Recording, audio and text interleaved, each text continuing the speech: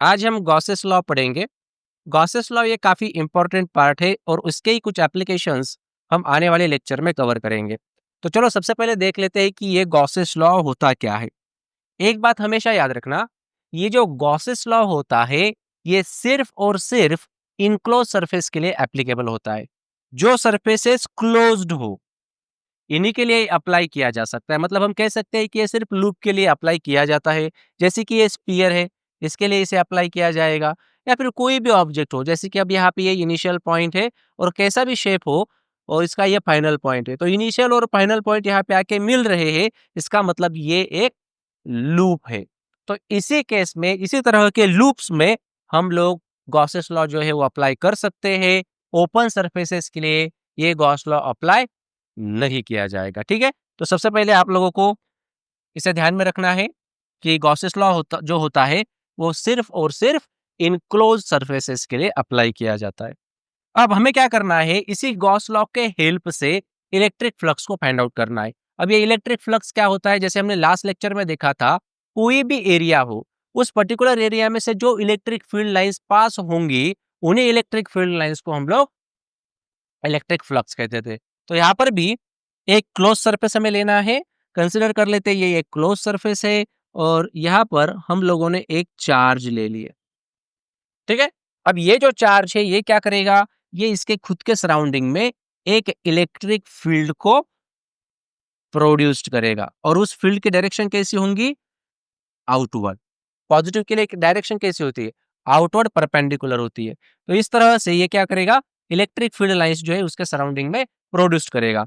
तो इसी को हम लोग क्या कहेंगे, total number of electric lines flowing per unit area को हम लोग क्या कहते हैं, इलेक्ट्रिक फ्लक्स कहते हैं। तो अगर हमें यहाँ पे फ्लक्स निकालना हो, यानी कि फाई निकालना हो, इलेक्ट्रिक फ्लक्स, ये टॉपिक हमने लास्ट लेक्चर में बहुत अच्छे से पढ़े। अब जिन्होंने देखा नहीं है, एक बार उसे देख लो ताकि आपको इलेक्ट्रिक फ्लक्स का जो कॉन्सेप्ट है वो पूरी तरह से क्लियर हो जाए।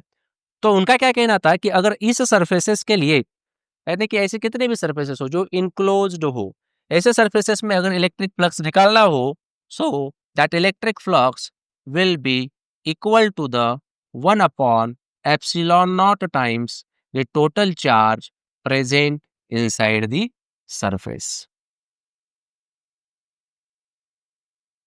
फाई निकालने के लिए हमें गॉसेस ने ये फॉर्मूला दिया था, phi is equal to q upon epsilon not. इसका मतलब क्या हुआ, फाई मतलब इलेक्ट्रिक फ्लक्स है, क्यू मतलब इस ऑब्जेक्ट के अंदर जो चार्ज प्रेजेंट है हम उसे ले रहे हैं, और ये एप्सिलॉन नॉट क्या होता है, epsilon not electrical permittivity of a free space होता है। ठीक है, और इसकी वैल्यू भी हमें पता है जो हमने लास्ट लेक्चर में ली थी। ठीक है, तो क्यू अपॉन एप्सिलॉन नॉट को ही हम लोग क्या कहेंगे, यहाँ पे इलेक्ट्रिक फ्लक्स कहेंगे। तो यहाँ पर जो स्टेटमेंट हमें दिया गया है, इस स्टेटमेंट को देख लेते हैं। The total flux through a closed surface, ये सिर्फ एप्लीकेबल किसके लिए होगा, क्लोज सरफेसेस के लिए होगा। ठीक है, the total flux through a close surface is 1 upon epsilon not times the net charge. Net charge मतलब टोटल चार्ज, जितना भी टोटल चार्ज इसके अंदर प्रेजेंट होगा वो टोटल चार्ज हमें न्यूमरेटर में लिखना है।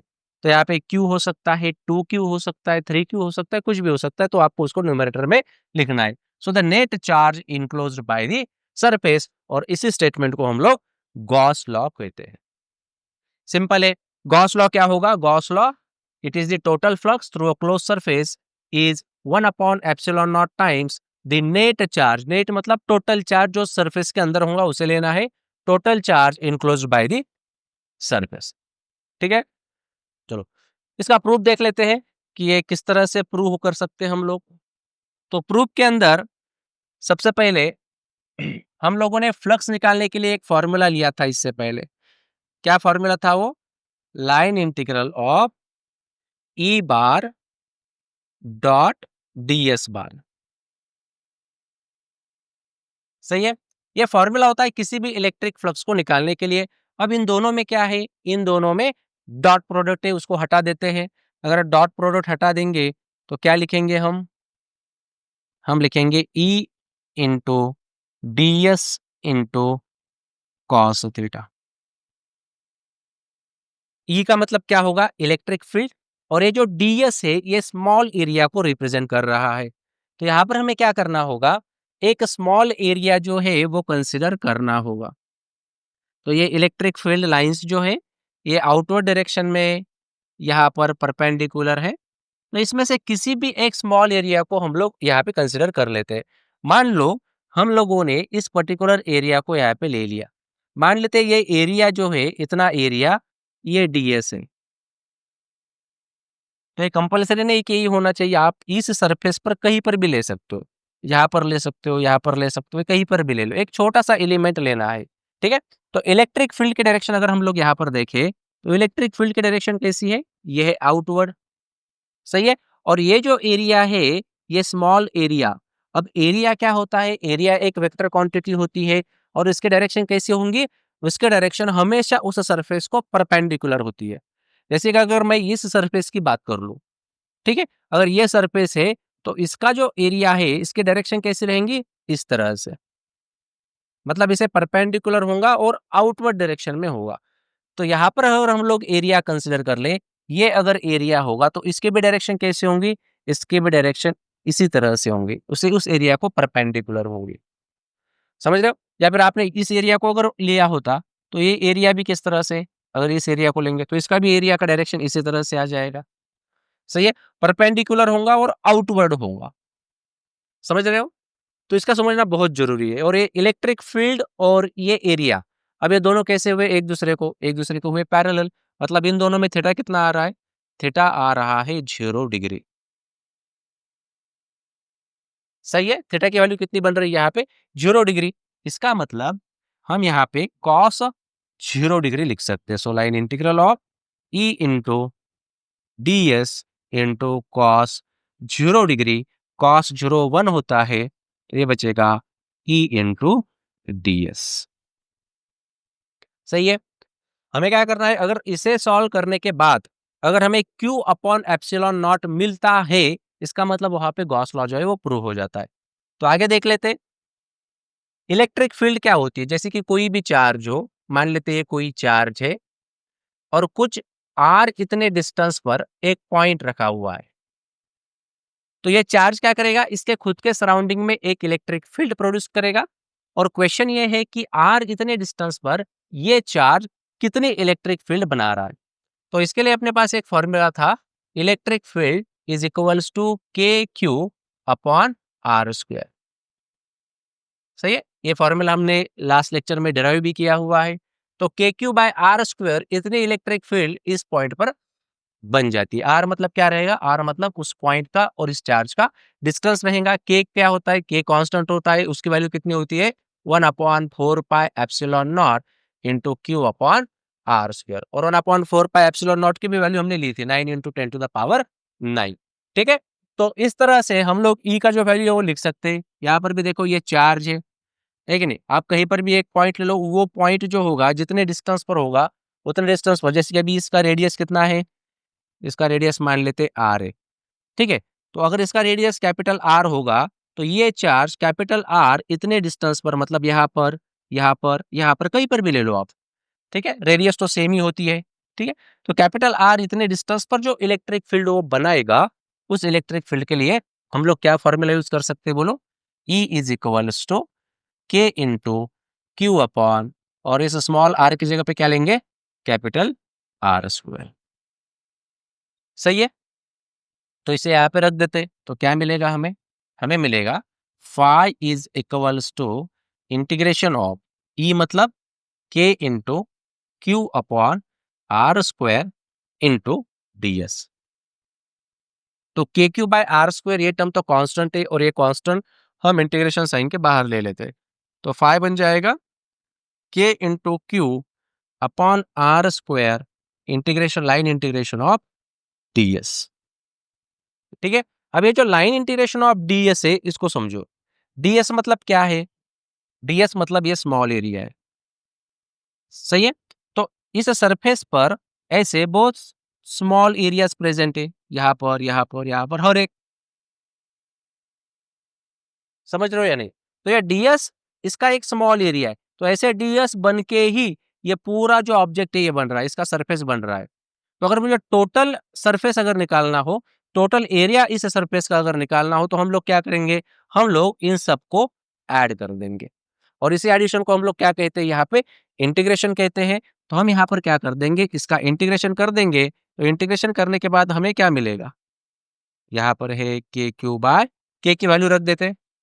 के क्यू मतलब कौन है, के क्यू मतलब 1/4 पाई एप्सिलॉन नॉट।